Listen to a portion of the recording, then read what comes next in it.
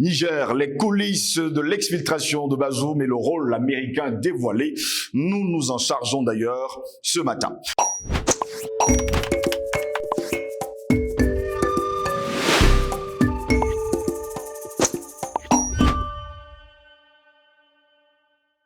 Madame, monsieur, bonjour. Très heureux de vous retrouver sur Panafricaniste TV, la chaîne de télévision des panafricanistes qui vous apporte le meilleur de l'information sur un plateau d'or. Bienvenue à toutes et à tous à cette édition de Parole panafricaniste. Le procureur général près la cour d'appel de Niamey a affirmé qu'il y avait bien eu tentative d'évasion du président Mohamed Bazoum le 18 octobre dernier. Après que les avocats de l'ex-chef de l'État l'ont nié, le président a été renversé par un coup d'État, il faut le dire, en juillet 2023 et justement séquestré. Il s'agit de faits réels et non d'une mise en scène, a affirmé le procureur général Salissou Chouaïbou à propos de la tentative d'évasion de Mohamed Bazoum dans une déclaration diffusée à la télévision nationale Télé Sahel. Salissou Chouaïbou a également déclaré qu'il y avait bien eu un plan d'exfiltration qu'avait détaillé le régime militaire mi-octobre. Les avocats de l'ancien président avaient alors déclaré qu'il s'agissait d'accusations montées de toutes pièces. Dans la nuit du 18 au 19 octobre dernier, Mohamed Bazoum, sa famille, sa sécurité et ses cuisiniers transportant divers colis ont été interpellés par des agents de la garde présidentielle alors qu'ils se dirigeaient vers la sortie du palais, a indiqué le procureur général près la cour d'appel de Niamey. Il a ajouté qu'un véhicule les attendait en vue de les acheminer dans une maison d'un quartier de Niamey. Cette maison a été identifiée comme appartenant à Mohamed Ben Hamaï, un ancien membre de la garde rapprochée de Bazoum et cerveau présumé de l'opération. Il a également précisé la destination, il a précisé la destination de la suite de leur trajet prévu en hélicoptère, Birnen Kebi dans le nord-ouest du Nigeria. Salissou Chouaïbou a indiqué qu'une fouille minutieuse des colis et une perquisition opérée dans la résidence de l'ancien président avait permis la découverte d'importantes sommes d'argent en francs CFA et en devises étrangères ainsi que divers biens précieux. Notamment une somme de 86,86 250 000 francs CFA, 17 dollars américains, 3 835 euros, 5 livres sterling, 16 cédis, 2800 grammes d'or, 333 grammes d'argent, du matériel électronique et de nombreuses puces de téléphone qui indiquent les utilisations uniques pour des appels en vue de brouiller les pistes. Il a également évoqué la découverte d'une dizaine de téléphones portables détruits. En outre, Salissou Chouaïbou a fait état d'espionnage en plus du renseignement sur le dispositif de la garde présidentielle avant l'envoi d'images aux Français par l'ancien président de la République, Mohamed Bazoum. 23 personnes civiles et militaires ont été interpellées dans le cadre de cette affaire, a-t-il affirmé, rappelant qu'une enquête est en cours. Il a également rappelé que Mohamed Bazoum se trouvait bien dans sa résidence présidentielle où il est retenu avec sa femme et son fils depuis son renversement le 26 juillet dernier. Voilà pourquoi nous revenons justement sur ce cas Niger, les coulisses de l'exfiltration et le rôle américain dévoilé dans cette affaire. Pour répondre à nos questions, nous sommes avec Albert Anatole Aïssi ce matin. Albert Anatole Aïssi, bonjour, bienvenue à vous. Bonjour à vous, Steve Gisolangos. Je dis bonjour aux techniciens ainsi qu'au management de Panafricaniste TV. Je salue le peuple africain partout où il se trouve en dehors, sur et en dehors du continent africain. Je salue sa diaspora positive, qui lutte et qui contribue à l'émergence, mais surtout au développement de l'Afrique. Ce matin, ce ne sera pas un coup de gueule, ce sera un coup de chapeau. Je suis très heureux des bonnes nouvelles qui nous parviennent du côté de Bamako. Un job pour lequel des forces multinationales ont été déployées depuis plus de 10 ans pour combattre, nous dit-on, du terrorisme. Ces forces multinationales ont été contraintes à la porte de la sortie par le peuple malien, le vaillant peuple malien, oui, parce qu'on est mieux protégé que par soi-même. Effectivement, c'est ce job-là que les forces armées maliennes soutenues par les instructeurs russes ont fait. C'est-à-dire, ils ont fait le boulot, c'est-à-dire libérer Kidal des mains des groupes armés, des terroristes financés par Paris et qui bénéficiaient du renseignement de l'OTAN, des Américains Je vous remercie pour l'invitation. Très heureux de vous avoir, Albert Anatola, ici. Vous avez suivi cette introduction. On nous fait savoir d'ailleurs qu'il est bel et bien vrai qu'il y a eu, on va le dire comme ça, une tentative d'évasion de Mohamed Bazoum. Quel était justement le rôle américain dans cette affaire? Je voudrais déjà vous faire savoir que dans le contexte de la révolution du 26 juillet dernier, Oui. il y a eu plus une multitude de condamnations, de façades, de circonstances, comme d'habitude, par rapport à ces révolutions, engagées par les patriotes du Niger, je parle du peuple du Niger, et soutenues par l'armée.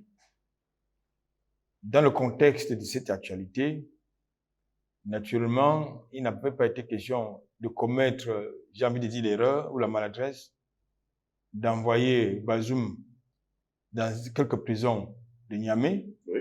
mais plutôt le faire prisonnier dans quelques pavillons présidentiels où c'était plus facile de le contrôler. Mais je crois que c'était également un piège.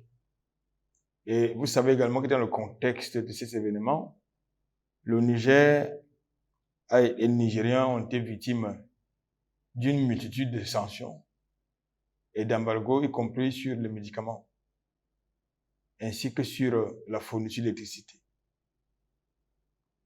Et naturellement, comme M. Bazoum, c'était un bon vassal au service du gangstérisme occidental, européen et français, il était mis en œuvre tous les moyens nécessaires pour soit l'exfiltrer ou alors ensuite le réinstaurer dans son fauteuil présidentiel. Je reprends le narratif des autres. Bien évidemment, il y a eu un bras de fer entre la diplomatie européenne soutenue par Macron et ensuite avec le peuple nigérien. Finalement, ils ont été obligés de sortir par la fenêtre, comme d'habitude, un peu comme au Mali. Eh bien, sauf que Paris n'a pas renoncé à son projet d'intervention militaire de manière officielle au Niger. Ils ont effectué quelques tentatives d'infiltration au travers des mercenaires venus, je crois, d'un pays voisin qui s'appelle la Côte d'Ivoire. Ces derniers ont été neutralisés, c'est-à-dire liquidés par le vaillant peuple de l'armée nigérienne. Mais sauf que les patriotes du Niger ont commis quelques erreurs de casting, c'est-à-dire laisser à M. Bazoum la latitude de faire tout ce qu'il veut avec ses gadgets. Il communiquait avec qui il voulait, il envoyait un message à qui il voulait, il accordait même des interviews. Donc, c'est dans la foulée de ces événements que Paris décide donc d'utiliser le plan B, puisque l'intervention militaire s'étant essoufflée. Il fallait donc utiliser le plan B qui consiste, il y avait 3 plans. Le premier plan, c'était l'intervention militaire. Le second plan, c'était l'exfiltration au travers le bombardement d'un pavillon, n'est-ce pas, du palais présidentiel par un commando, financé par Paris, équipé par Paris. Le troisième plan, c'était justement c'est-à-dire le plan, c'est-à-dire l'exfiltration bis au travers une évasion organisée par sa garde rapprochée, en tout cas, pas la garde rapprochée, c'est-à-dire les corrompus de la garde présidentielle. C'est ça qu'il est question, parce que pour pouvoir arriver à cette fin, il fallait corrompre justement quelques membres de la garde présidentielle qui faisaient partie de sa garde rapprochée et quelques personnels civils au service de M. Bazoum. Mais sauf que le renseignement a très bien fonctionné du côté du Niger et il a été établi formellement que derrière le projet d'exfiltration, d'évasion de M. Bazoum, il y avait au moins 3 États qui étaient derrière. En première ligne, la France. En seconde ligne, les États-Unis qui ont fourni les hélicoptères. C'est vrai que le procureur général de Niamey n'a pas voulu citer nommément les Américains, Oui. mais les Américains, ils sont impliqués parce que les hélicoptères qui étaient mobilisés ont été mobilisés, c'était les 2 hélicoptères qui ont été mobilisés, c'était les hélicoptères américains. Oui. Il y avait donc les États-Unis qui étaient impliqués dans ce projet d'évasion à la suite de la France et en plus de la Côte d'Ivoire. Et la destination, vous la connaissez, vous l'avez dit, n'est-ce pas, dans votre chapeau, à savoir le Nigeria. En comprenant finalement pourquoi est-ce qu'ils ont abandonné le plan initial d'intervention militaire. Oui. Voilà un peu les faits. Alors, dans ce casting, malheureusement, le renseignement américain qui avait vocation à informer l'armée et les autorités nigériennes n'a pas voulu fonctionner dans le même sens que tout le monde espérait. Oui. Le renseignement américain a plus privilégié, n'est-ce pas, a privilégié ses amis, son ami qui fait office de cheval de Troie, c'est-à-dire la France, et bien évidemment le pays d'accueil, je parle du Nigeria. Oui. Dans ce site, donc, les États-Unis, qui sont restés du côté du Niger, ont joué un rôle de premier plan en vue de l'évasion de Bazoum. Voilà des faits comme je l'ai indiqué tout à l'heure. Mais ce qui fait problème, c'est quoi? C'est que dans le contexte des sanctions contre le Niger, et les quelques sanctions ont été prises respectivement par la CEDEAO et suggérées par la France et l'Union européenne, eh bien, les autorités du Niger ont choisi comme garant pour le retrait de l'armée française les États-Unis. Ça veut dire que là, passez-moi l'expression, ils ont un loup dans le poulailler. Ils ont un très gros loup dans le poulailler qui s'appelle les États-Unis. On ne peut pas penser que les États-Unis vont jouer un autre rôle que celui que nous reconnaissons, c'est-à-dire le rôle de déstabilisateur, le rôle de traître. Oui. Voilà. Donc, je pense qu'aujourd'hui, voilà le rôle que les États-Unis, les Américains ont joué dans cette affaire. Et je pense que ce ne sera pas la première tentative qu'ils vont opérer, n'est pas pour exfiltrer Bazoum. Je voulais quand même vous faire savoir qu'avant sa chute, Bazoum était sur le point de signer des contrats, j'ai envie de dire très juteux. Je parle des contrats pétroliers et dans le secteur du gaz au profit de la France et des États-Unis qui sont toujours très solidaires lorsqu'il s'agit d'une expédition criminelle. Albert Natola ici, on nous fait savoir d'ailleurs que plusieurs personnes, on va le dire comme ça, civiles ont été arrêtées et sans oublier des militaires qui ont été interpellés dans le cadre justement de cette affaire. Naturellement, il y a toujours des complicités pour préparer une opération comme celle-là. Ça nécessite beaucoup de temps, beaucoup de moyens à la fois humains, financiers et matériels. Donc, je ne suis pas certain que Bazoum, lui seul pouvait se procurer ces moyens-là. C'est vrai qu'on l'a retrouvé dans ses bagages, beaucoup d'argent, beaucoup d'argent, quelquefois en devises étrangères. Je vais même vous donner la somme, hein, si vous me permettez, Albert Anatola, ici, 86 250 millions de francs CFA. On a découvert également 17 dollars américains, 3 835 euros, 5 livres sterling, 16 cédis, 2 800 grammes d'or, 333 grammes d'argent, du matériel électronique et surtout de nombreuses puces de téléphone qui indiquent d'ailleurs des utilisations uniques. Ça veut tout simplement dire que Bazoum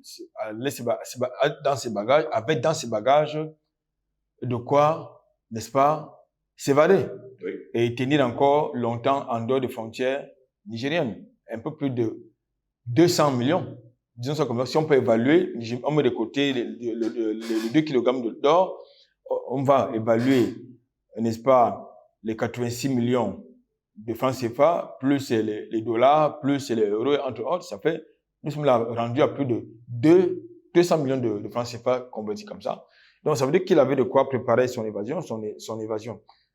Alors, j'étais en train de dire qu'une opération comme celle-là, ça ne se prépare pas en une seule journée, en une semaine. Ça, ils ont pris le temps de planifier cela, de planifier l'évasion de M. Bazoum. Et ça, il fallait donc impliquer tout le monde. Et les États-Unis devaient contribuer à endormir, n'est-ce pas, l'autorité de transition.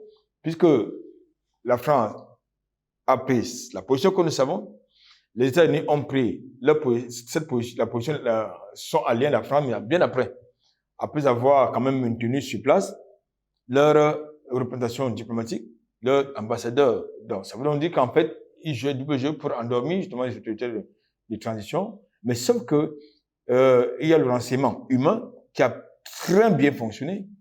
Il y a d'autres renseignements qui ont bien fonctionné et cette information, ce projet d'évasion de M. Bazoum a été c'est donc retrouvé dans les oreilles, j'ai envie de dire normal.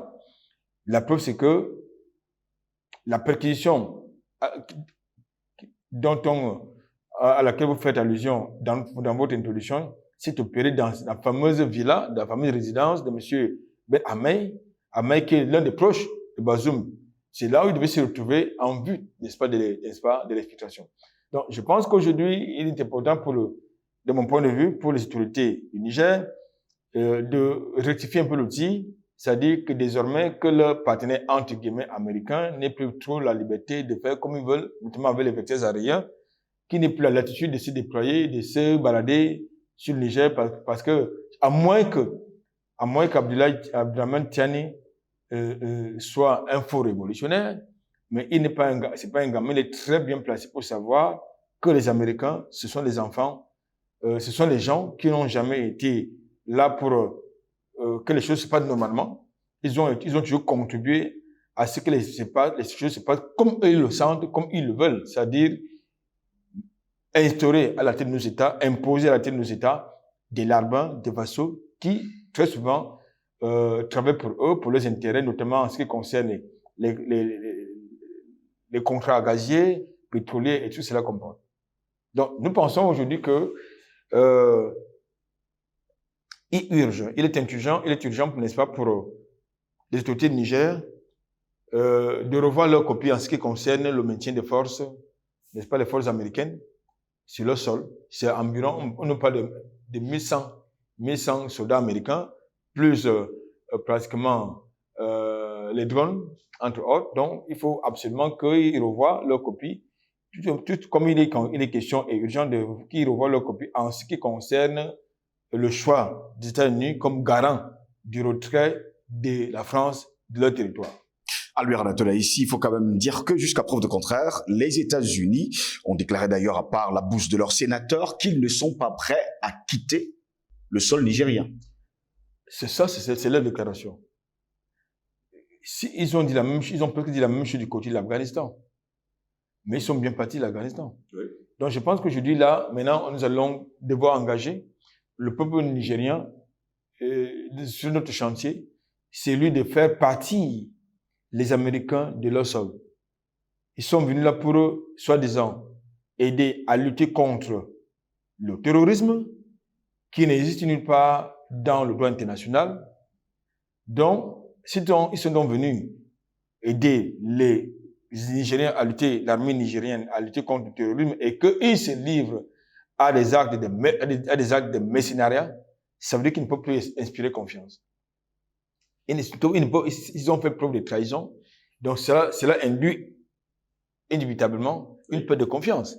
Donc il faut donc que les Américains, que le peuple nigérien s'engage une fois de plus dans la dynamique de faire partie, comme Barkhane, les soldats, les militaires américains de leur sol, y compris avec leurs drones, entre autres, parce qu'ils ne contribuent pas aux objectifs nobles de stabilisation du pays, ou bien de permettre à l'armée du Niger de pouvoir récupérer ces pans de territoire qui sont quelquefois sous le contrôle des groupes terroristes ou bien des groupes armés. Donc, bien au contraire, les États-Unis, au travers de leur armée, contribuent au contraire justement à renforcer l'instabilité sécuritaire. Et ça, je pense que ça doit faire parler tout le monde. Certains spécialistes et surtout des panafricanistes se posent bien des questions de savoir pourquoi est-ce que les nouvelles autorités de transition ont laissé entre les mains de Mohamed Bazoum des dizaines de téléphones portables avec plusieurs nationalités. On a découvert justement dans ces téléphones qu'il était en contact permanent avec certains soldats américains sur le plan à suivre lors de son évasion. Il était en contact également avec Emmanuel Macron et plusieurs autres autorités. Je pense que j'aime pas envie de penser que les autorités de transition sont naïves. Je crois que ça a été fait à dessein. Et là, nous tirons les conséquences. Absolument Finalement, ce téléphone a été détruit. Oui, c'est après la tentative d'évasion avortée que ce matériel a été récupéré, l'autre partie détruite. Donc, je pense que c'était franchement une erreur de le faire. Moi, mais c'est aussi important de montrer à la communauté internationale que on ne peut pas, il fallait que M. Bazoum jouisse encore de sa liberté, bien que ses mouvements aient été restreints, mais que, avec le temps, il devait être établi qu'il a fait preuve de haute trahison. Et je crois que désormais, la justice nigérienne a des éléments juridiques qui lui permettent les éléments de droit, qui lui permettent justement d'établir effectivement que M. Bazoum a fait preuve de haute trahison contre son peuple et contre l'État nigérien. Au travers, j'ai envie de dire, ses contacts réguliers, j'ai envie de dire, permanents avec les gens, avec ses amis français, américains, entre autres. Et je suis certain que les autorités nigériennes, comme je l'ai indiqué, ne sont pas naïves. Nous avons la certitude que ces communications ont été interceptées, voire enregistrées, et certainement ils en feront bon visage lors d'un procès qui sera certainement intenté contre M. Bazoum. Ça, c'est important aussi de le préciser. M. Bazoum doit être poursuivi selon le droit, n'est-ce pas, nigérien, c'est-à-dire dans le respect de ses droits de prévenus. Ça, c'est important aussi de dire.